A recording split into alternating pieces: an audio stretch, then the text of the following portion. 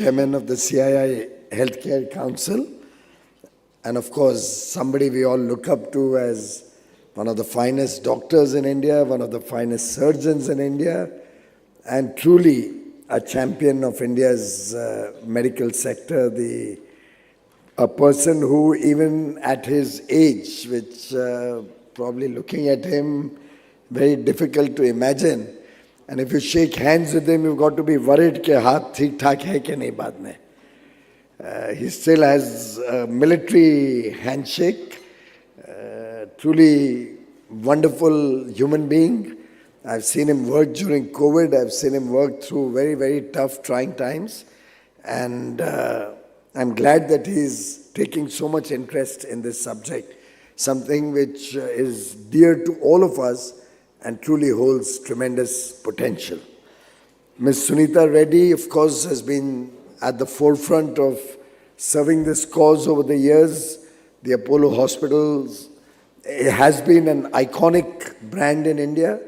They're well entrenched across the country to lead this charge to promote medical tourism. And I have no doubt that with this kind of leadership, we'll be able to achieve some wonderful results. Mr. Pramod Alaguru from the Manipal Health Enterprises, my good friend and colleague in the government, Vaidya Rajesh Kotecha, Secretary of Ministry of Ayush, which looks after traditional medicines and the scientific validation that's required to promote our traditional medicines across the world. All the distinguished participants of this 22nd Annual Health Summit 2025, friends from the media, ladies and gentlemen, truly a very, very difficult day, yet very prophetic to be meeting all the medical professionals today. Only yesterday we had this tragic bomb blast at Red Fort, where we lost 10 lives. Many of our brothers and sisters are injured. Shows us that we all have to be very conscious about the safety and security of our environments. We've got to be very careful about terrorism rearing its head again. And there are these last-ditch efforts that these terrorists do to try and show their relevance. We as citizens, we have as 140 crore Indians, I think are duty bound to really give a very, very responsible yet firm answer to such characters. I'm told you've had a condolence message in the morning. You all already stood in silence for conveying the condolences of all of us collectively to the families of the deceased, and our prayers for those who are injured so that they recover fast. But in that context, if one sees and we see the contribution of all the doctors, the medical profession to ameliorate some of these problems, you really are playing a very important role. In fact, even yesterday, it was the doctors who gave immediate emergency care at the Loknaik Jayaprakash Narayan Hospital where the injured were shifted. And therefore, this kind of first responder critical care service that you give is something that really the nation and all of us are very, very proud of. We cannot forget the COVID period where, of course, the profession really shown outstanding performance. You outperformed, in fact, even everybody's expectations, putting your own lives to risk, yet were ready to make sure that you could save every single life that was possible in the circumstances. So as a nation, I want to tell you that we are all very grateful and convey the gratitude of 1.4 billion Indians to the medical profession for the yeoman service that you are doing to the nation, to society, and to all of us. In fact, Prime Minister Modi had said, and I'd like to quote, good health is the foundation of every thriving society. And if India has to become Viksit Bharat 2047, a developed nation, a prosperous nation, when we celebrate 100 years of independence, the role of our doctors, the role of the medical profession as a whole, nurses, technicians, all the ecosystem, the medical devices manufacturers, our traditional medicine professionals, the entire ecosystem is going to play a very important role. And therefore, we will have to provide vision and leadership. And no better persons than the illustrious team sitting on the dais today and all of you to provide that leadership so that India provides world-class healthcare, becomes a global benchmark for quality care, for quality surgeries, for quality pre and post medical care, for quality preventive healthcare, and of course high-quality traditional healthcare. Towards that end, we are finding that India's consumer healthcare spending is also going up. The government's healthcare spending is also going up. I don't know if we have noticed that when this government came in 2014, we had only 7 All India Institutes of Medical Sciences. And across the country, we had only 387 medical colleges.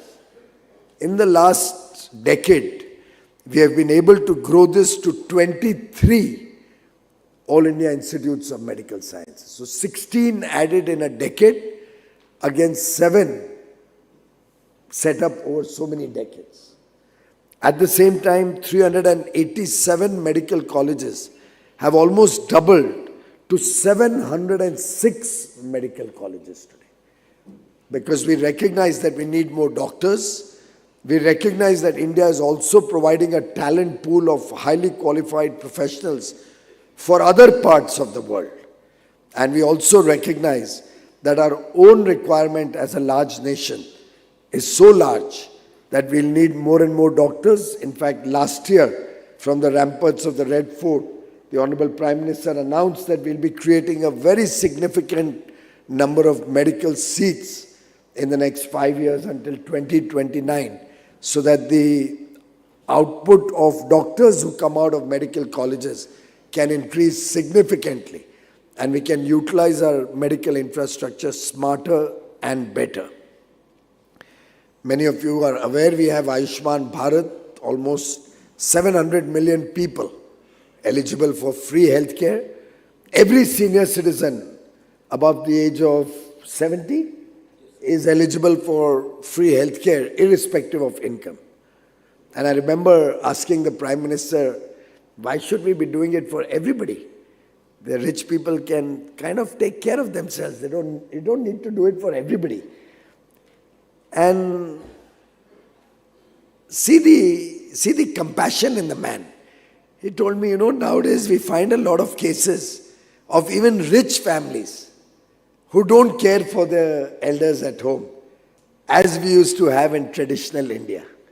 And there are some very bad examples which have even come out in newspapers and reported, where people have not looked after their parents or the elderly in the families, as India was known to do for centuries.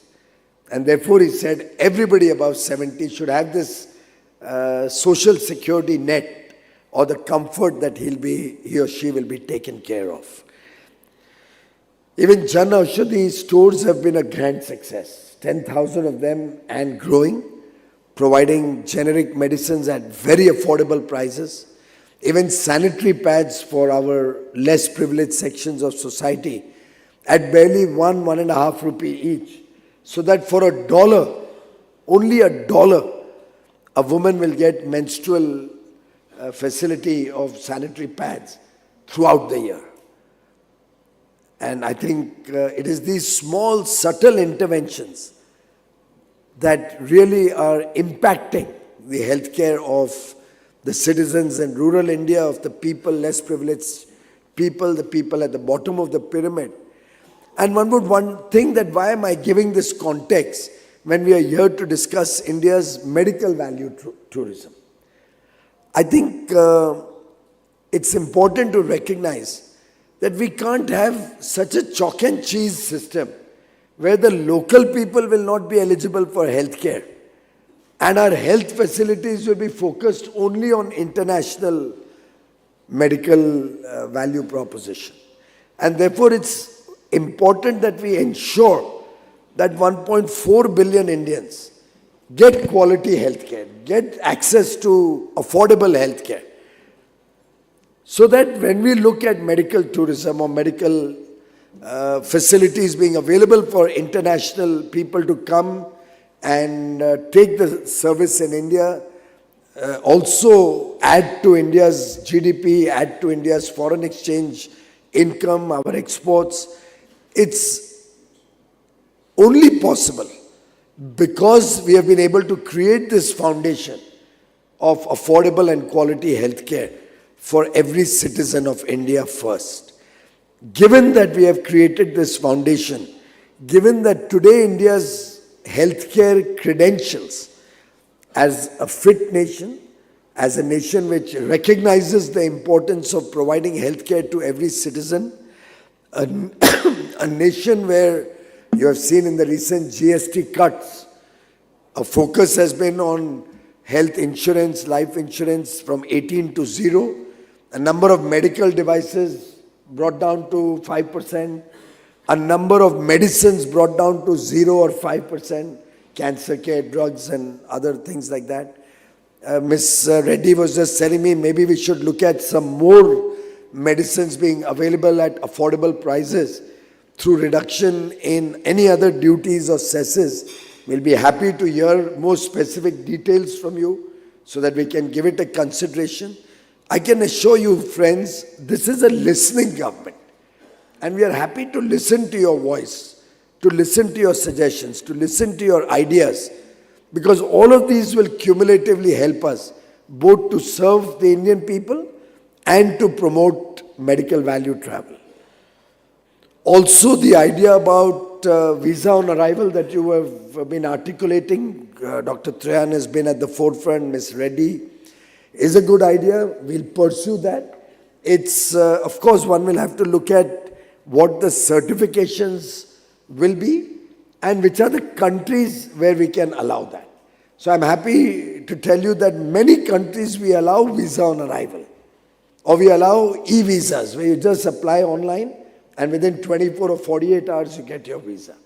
Both these can be considered, let's say, for the United States, for most of the European countries, not all by the way, for most of the countries where we have a fair amount of comfort, where detailed investigations or inquiries are not required. So let us prepare collectively. And these are the areas where maximum, or at least let's say reasonably value-based tourism can come in, or medical tourism can come in. So let's work together. CII could put a team together and study the market. You said it's a $100 billion market. My figures suggest that it could be over $800 billion market and expected to become a $1 trillion market, including wellness, medical wellness or health fitness or health precautionary preventive care. Now you are really looking at a huge, colossal business possibility with India's share being minuscule. And let's aspire to go big on this. Of course, we've not been able to achieve that as yet because possibly the infrastructure is not good enough. Possibly we may need to make some amendments to our regulatory practices. Another thought that came up was whether we could allow NRI doctors to come and also work in Indian hospitals. Very often patients are very comfortable to have their own doctor to be operating on them or to be available when the operation is taking place or any health intervention is taking place. Again, we are open to that, but you will need to first get your Indian Medical Association, the IMA, on board. That's something that all of you should really be collectively working on to get IMA to give this proposal. Because all these professions are regulated by, like chartered accountants, we are regulated by our institute, you are regulated by IMA. And I think they will have to, or the medical council, they will have to come to terms and come to accept this. Each profession, the lawyers don't accept foreign lawyers to come into India, except for fly in and fly out. I don't know about doctors. Possibly we could start with fly in, operate and fly out to begin with. So we need you and leaders from the industry to help us work with your regulatory body. And I can assure you the government will not be found wanting if the profession is on board. And if you need our help to try to bring consensus, we are happy to even attempt that. At the same time, one must recognize we have a great advantage of 2 or 3 things. Young population. So we have a lot of youthful talent and skill which we can offer to foreigners coming into India for medical treatments, both preventive, wellness or curative. We have an advantage of huge skill sets of our doctors, our technicians, our nurses, our caregivers. In fact, some of our nurses and caregivers have a very high premium value. There are countries who are willing to take in our nurses and caregivers at phenomenal salaries. We need to upgrade the nursing programs. We need to upgrade the number of nurses that are prepared in the country. In fact, I would urge as many hospitals in the country of repute, Manipal, Apollo, Medanta, Fortis, Max, all of y'all. In Mumbai, the Harkishan Das, Kokila Ben, Bleach Candy. I think you need to get all the hospitals on board. Maybe you need to have the administrators or the trustees of these hospitals sit down, the main hospitals, and work out how can we increase the nurses' output by maybe 100,000 nurses a year. Because that's the level of demand in the world for our nurses. And I suspect if we are able to develop medical tourism in India, we will need that level of nurses and high quality nursing care for expanding our medical tourism. We already have a shortage of nurses and caregivers. And given the aging populations in the rest of the world, some parts of the country, some parts of the world have 47, 50-year-old average age of population and growing older. Can you imagine what a massive opportunity awaits us? Then we have countries where medical treatment is given as a part of the social welfare spend, but there are huge waiting times. So even to get a dental appointment may take you 6 months. It's probably easier to fly in, get the treatment and go back. Faster, less cost, and possibly better. And there lies an opportunity. So let us, I hope this health summit that you're holding today will come up with an action agenda. Some of which you have mentioned, some more may come out in the course of discussions.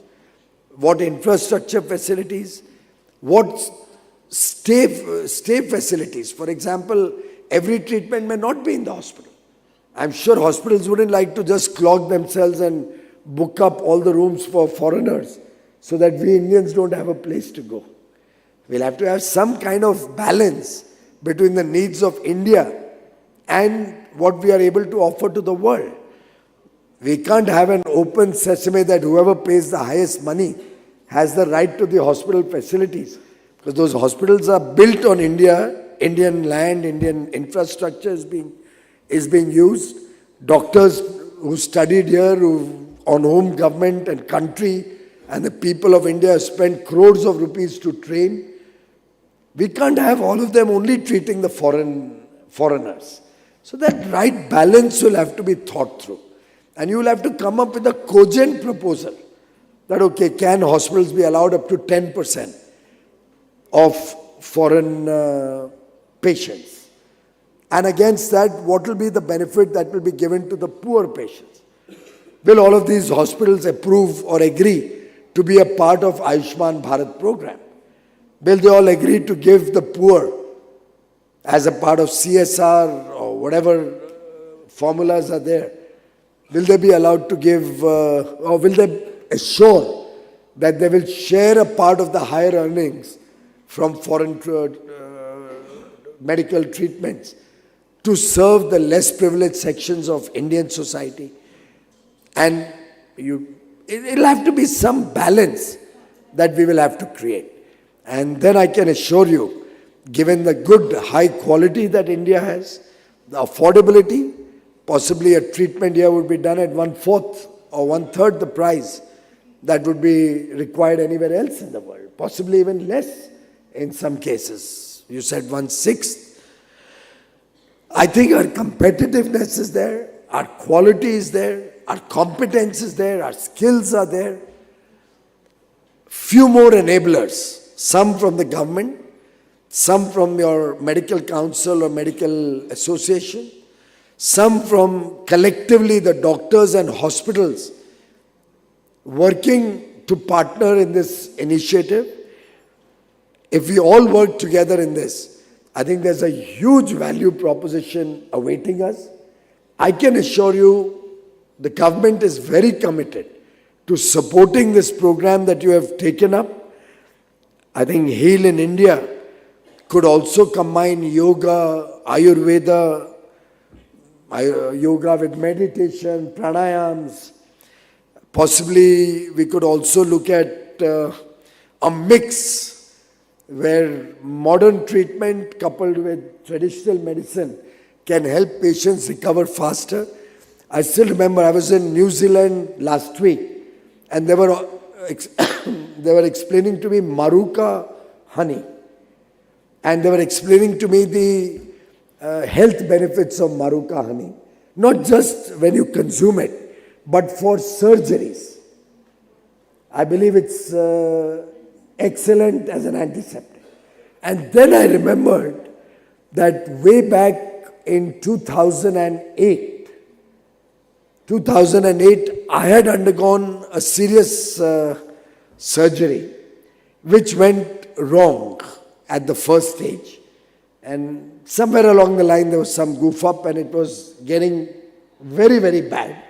And I landed up at Dr. Udwadia's place. Somehow, for some reason, the surgery was done somewhere else. And it created problems. And then I had to go to Breach Candy Hospital and come under the care of Tempton Udwadia, not Farooq, who's the late Tempton Udwadia. And he started treating me and he gave a list of things to be brought for alternate day, or probably initially every day and then alternate day bandage. And amongst the things was honey. And he specified Australian honey. He didn't use the word Manuka. I remembered all this only last week, so it's fresh in my mind. And we got some honey. And there were some other ingredients. Cow's ghee, I think, was one of them. Cow's ghee and honey and whatnot. And when we got the ingredients, he looked at the honey, said, there's no good. And he gave some other specifications. So we had to get another bottle of honey. All of that was sent to, I think, Parsi General Hospital or a Parsi hospital in Breach Candy. Near Breach Candy Hospital, there's another hospital, probably women's or children's hospital, where he sent all of these ingredients. They made out gauges with all of these ingredients, which we got in a bread. I had also to take a bread basket, bread box, in which these gauges were put. They were lying in my refrigerator, and every 2 or 3 days he would come and, I would go to the hospital and he would change my bandage. And that's what cured me. So a mix of modern and traditional can do wonders. And guys in New Zealand are selling me Maruka honey, telling me it's very good for your doctors, as we were finalizing our free trade agreement. So that is the potential that India holds. I think Shushruth was the person who probably invented surgery originally in the world. So, and because I remember Dr. Tempton giving me all this gyan and saying this is how Shushruth had used to treat patients and cure them after post-surgery. So I think there's so much that we have in India. We need to leverage it. We need to link also possibly a medical tourism idea, a medical value proposition idea with spiritual tourism, where we could have meditation and Ayurveda and yoga and all of these things thrown in. So we can really package India very smartly. We can position India as a country where the basic ethos of healthcare is not new. It's been there for generations, for centuries. I mean, I'm not going back to Hanuman getting the jadi booties to treat Lakshman. So for us, it's something which comes naturally to all of us. And I have no doubt in my mind that let's take this project up swiftly. Let's take this project up in a smart manner. Let's take it seamlessly across the country. And let's keep it simple. So this is truly an area where you have our full support. We have the clinical prowess. We have the wellness heritage in India. We have a lot of talent. And we have that culture of hospitality. I think the right heady mix that is required to make India the #1 wellness destination of the world. My best wishes to your deliberations during the course of the day. And I'm sure I'll hear back from all of you with a full program of how we are going to take this in a mission mode, in a time-bound manner, and what are the critical interventions that we as government can do to partner you in this very, very wonderful initiative. Thank you very much, ladies and gentlemen.